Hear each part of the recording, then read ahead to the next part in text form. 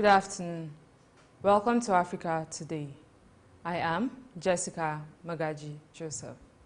First, the headlines. Tinubu vows to sustain ongoing economic reforms. Ireland pledges to abolish Council of State, introduce second chamber in Ghana if elected president. European adopts sanctions against 6 over Sudan civil war. And on sports, Afghanistan qualify for first World Cup semi-final. Now the news in detail.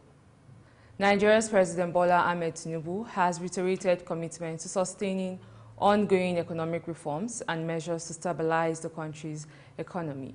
He reaffirmed the resolve a balanced approach to energy transition as the country requires substantial investment in the oil and gas sector to meet the energy demands and economic needs of its people. The president stated this position in Abuja at a meeting with stakeholders in the energy sector on Monday.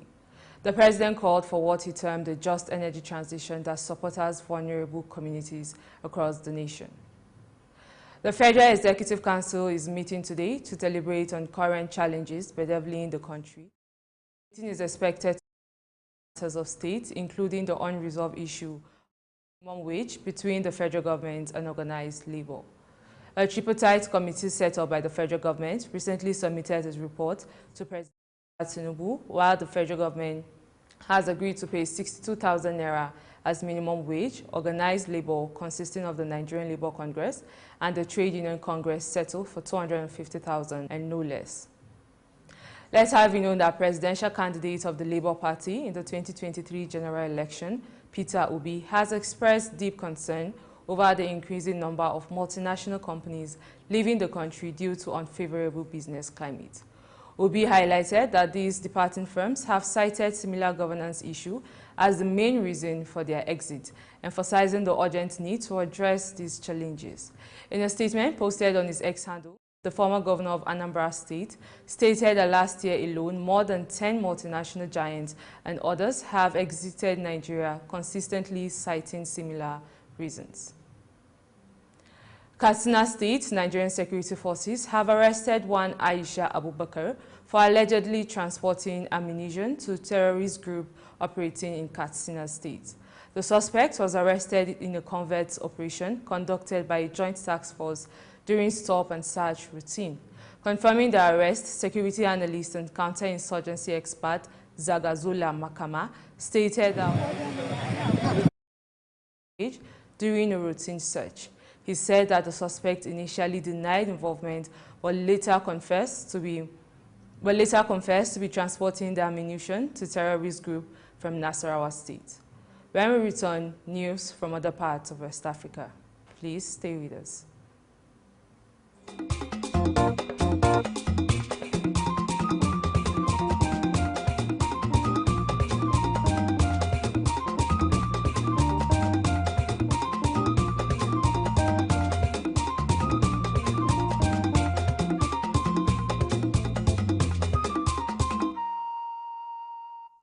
Welcome back. The top U.S. general is making a rare trip to Africa to discuss ways to preserve some of the U.S. presence in West Africa after Niger decided to kick out the U.S. military in favor of partnering with Russia in a major setback for Washington. Air Force General C.Q. Brown, chairman of the Joint Chiefs of Staff, told newsmen before landing in Botswana on Monday for a gathering of African chiefs of defense that he was going to speak with several partners in the region.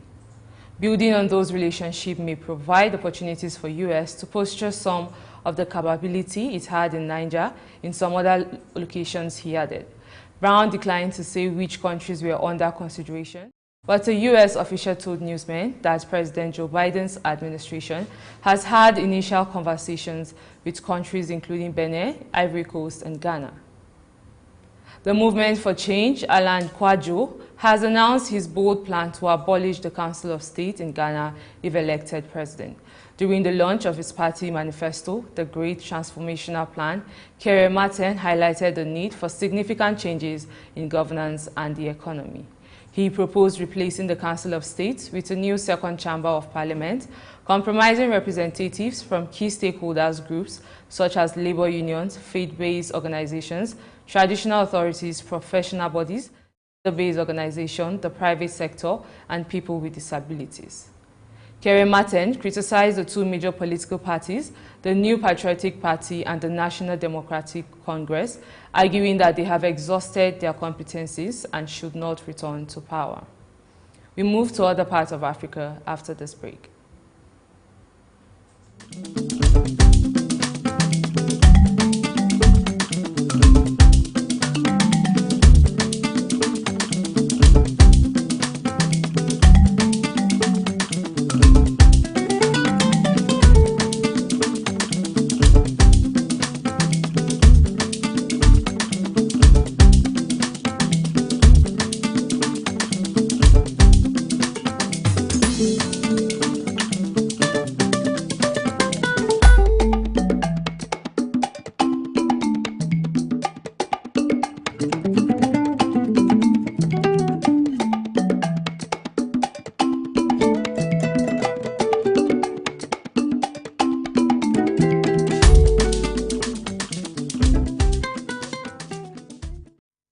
Welcome back.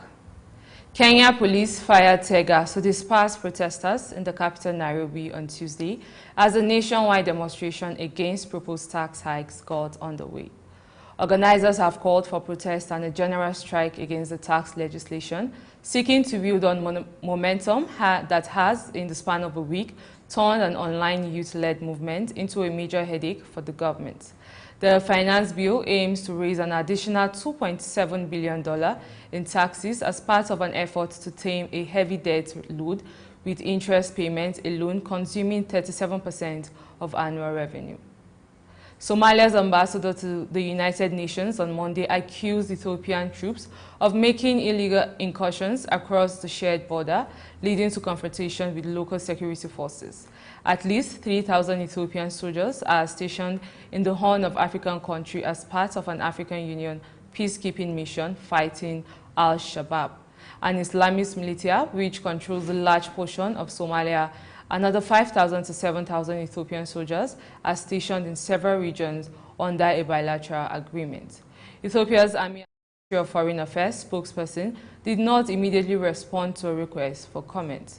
Somalia's UN ambassador Abubakar Dahir Usman said the recent misadventure by Ethiopia had forced his country to postpone the next withdrawal of ATMIS troops from July to September. European countries adopted sanctions against 6 people in Sudan on Monday over the war between the Sudanese military and the paramilitary rapid support forces that has engulfed the country. The listings include the general commanding the RSF in West Darfur, who the EU Council said is responsible for committing atrocities, instigating ethnically motivated killings, sexual violence, and the looting and burnings of communities. They also include the RSF's financial advisor, as well as a prominent tribal leader of the Mohammed clan affiliated with the RSF in West Darfur. On the side of the Sudanese army, sanctions target the Director of Defense Industry Systems and the commander of the Sudanese Air Force for their responsibility in the indiscriminate area bombing of densely populated residential areas, the EU Council said. Up next is business. Please stay with us.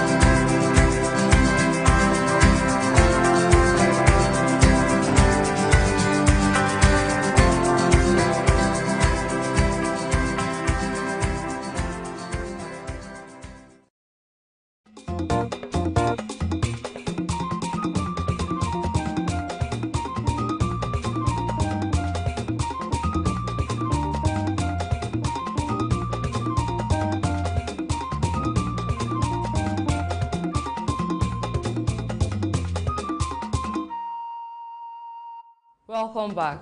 Now to business news. Nigeria's total public debt is now 121.65 trillion naira, the debt manager office said. The debt office noted that the increase was from new borrowing to part finance the 2024 budget deficit. The DMO said as of March 31, 2024, the country's domestic and external debt stood at 121.67 trillion naira.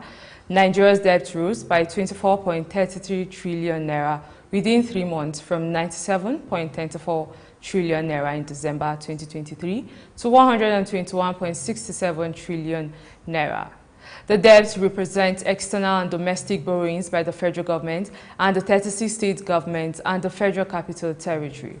While total domestic debt was put at 65.65 trillion naira, total external debt was 56.02 trillion naira. European Union Commission said it has concluded plans to invest £150 billion in trade and transport infrastructure across West Africa with a special focus on the Lagos-Abuja corridor. According to the EU Commission, the initiative, which is part of its Global Gateway initiative, aims to eliminate about 80 extortion checkpoints between the Benin Republic border and Lagos State. The team lead of the EU delegation to Nigeria and ECOWAS, Celine Host, disclosed in Lagos during a meeting between the Nigerian Shippers Council, EU delegation and ECOWAS. Host highlighted the importance of Lagos Port to trade efficiency in the Lagos-Abidjan corridor. She emphasized the EU's commitment to supporting efforts to decongest Lagos Port and improve inland dry ports. Still to come, sports. Stay with us. This is Hillstv. Quality broadcasting is what we'll bring to you. Now we be this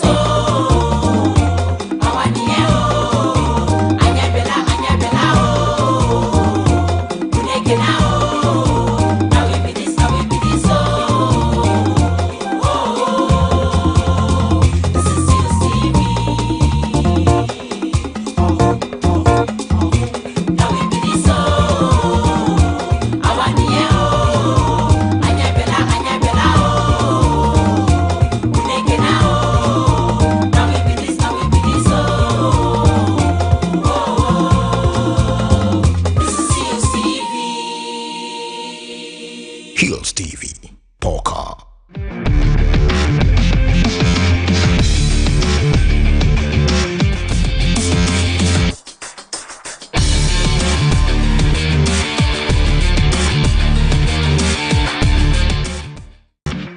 Welcome back.